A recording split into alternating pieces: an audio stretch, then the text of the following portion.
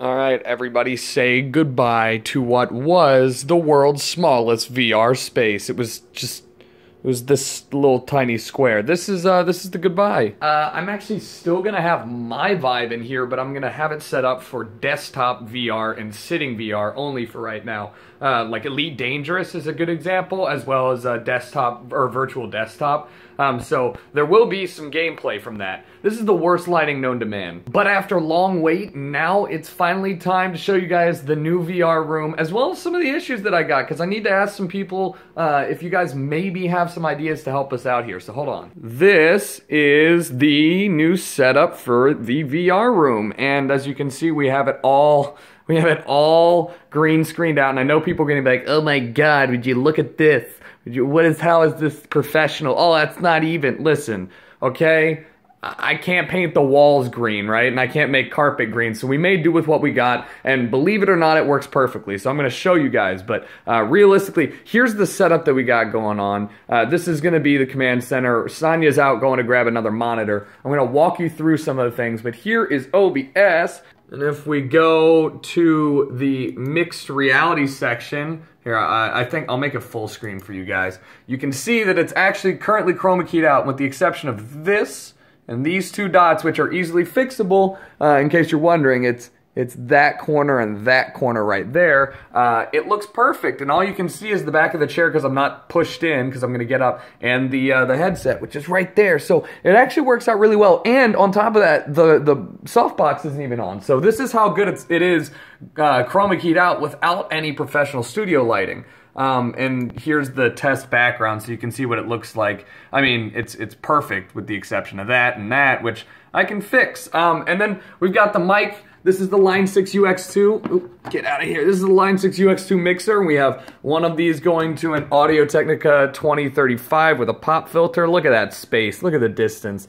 And then we have this Movo receiver, which has an XLR output, which is really nice. And that goes into the secondary channel. So this connects to this wireless lav mic, you know, the same one that I've been using for a lot of my videos. And this will let me talk to you guys from over there with great audio quality without having an extra cable. Plus, I don't really, look how long of a distance that is. Our play space is about, what was it, 2.8 by 2.5 meters, so it's looking pretty good.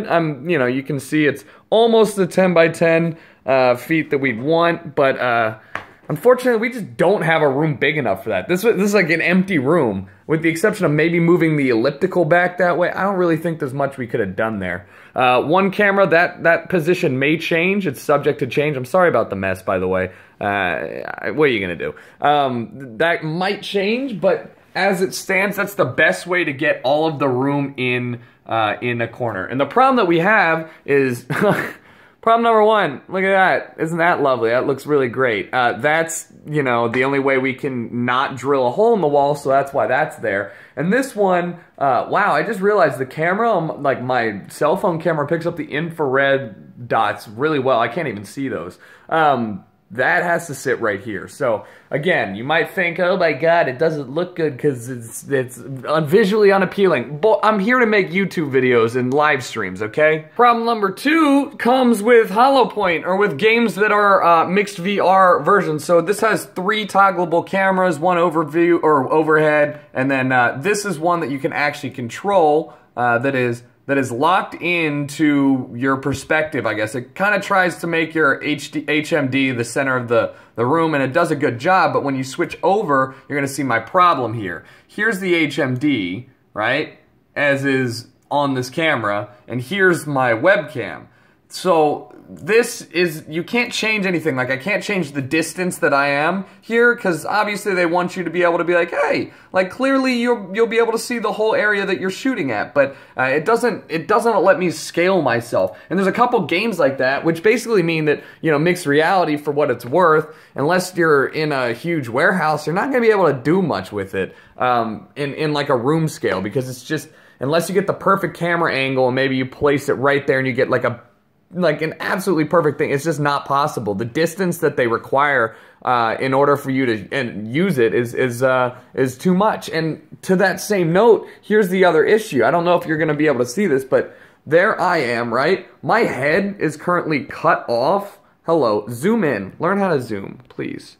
My head is currently cut off of the camera, and I still have, you know, oh, that's zoomed in. I still have about 2 feet of play space. Obviously, the vast majority of play space is behind me, but that sucks because unless you have an absurdly, like, wide or fisheye, you know, fisheye camera, which might distort the view anyways, it's not gonna, I'm not gonna be able to capture my entire play space in a normal room setting. Like, I'd need that camera 5 feet that way, and even then that means that you get the collateral of you know, all this stuff. So I think the 2 major issues that we have is basically there's no way for us to, for example, set the camera up here and get all of this play space, right?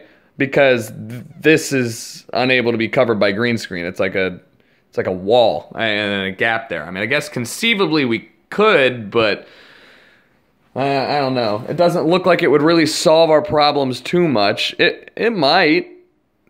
Honestly, that might be a better idea. Let me know what you think. It's just, the problem is this fucking gap here, you know, for the door. And we can't do it this way because this is all here. We can't really move any of this stuff. So I guess we're kind of, it feels like our backs are to the wall a little bit. Regardless of how things turned out right now, this is obviously our first attempt at room scale mixed reality. So we're excited to try it out. We really haven't messed around with it. Like you guys saw, I just set up a mixed reality test in like 2 minutes. So there's a lot we need to learn how to do. Realistically, it's gonna still make the videos that I make a lot better because you're gonna have the green screen chroma keyed out. So even, you know, when you're watching my videos, you'll see I'll step out of frame anyways.